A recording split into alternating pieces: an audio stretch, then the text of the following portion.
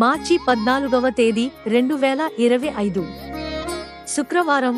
ఈ రోజు పంచాంగం శ్రీక్రోధి నామ సంవత్సరం, పాల్గొన మాసం, శిశిర ఋతువు, ఉత్తరాయణం.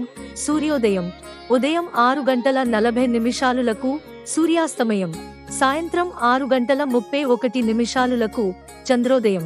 మార్చి 14 సాయంత్రం 6:44 చంద్రాస్తమయం. మార్చి 15 ఉదయం 7:03 తిథి శుక్లపక్ష పూర్ణిమ, మధ్యాహ్నం 12:34 వరకు. తర్వాత ప్రతిపద. నక్షత్రం ఉత్తర ఫాల్గుని. మార్చి 15 ఉదయం 8:54 వరకు. యోగం శూల, మధ్యాహ్నం 1:23 వరకు. తర్వాత గండ, కరణం, భావ, రాత్రి 12:24 వరకు. తర్వాత బాలవ. అశుభ ముహూర్తాలు.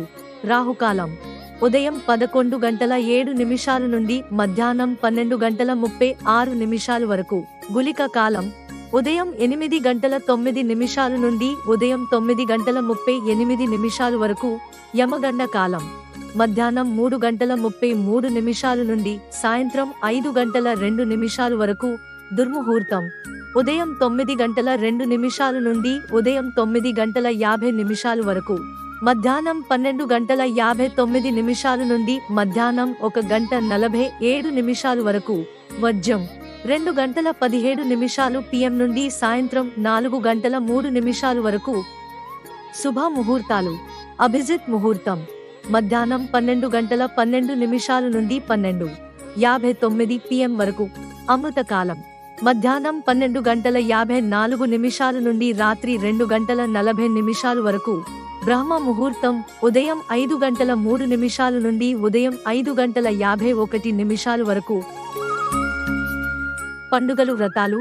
శ్రీ సత్యనారాయణ వ్రతం, చైతన్య మహాప్రభు జయంతి, పూర్ణిమ, మీనా సంక్రాంతి, హోలీ. చరిత్రలో ఈరోజు 1895 రాజస్థాన్ మొదటి గవర్నర్, ఢిల్లీ సీఎం మాజీ గురుముఖ్ నిహాల్ సింగ్ జననం. 1913 జ్ఞానపీఠ అవార్డు గ్రహీత శంకరన్ పొట్టెక్కాడ్ జననం. 1949 బాలీవుడ్, తమిళ, తెలుగు చిత్రాల నటి ఫరీదా జలాల్ జననం. 1965 ప్రముఖ బాలీవుడ్ నటుడు, దర్శక నిర్మాత ఆమిర్ ఖాన్ జననం. 1967 భారత క్రికెటర్ విజయ్ యాదవ్ జననం.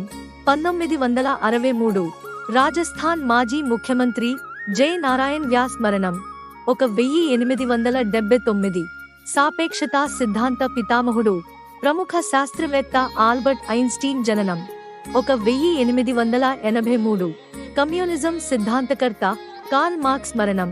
1911 ఒరిగామి కళను ప్రాచుర్యంలోకి తెచ్చిన జపాన్ కళాకారుడు అకిరా యోషిజావా జననం.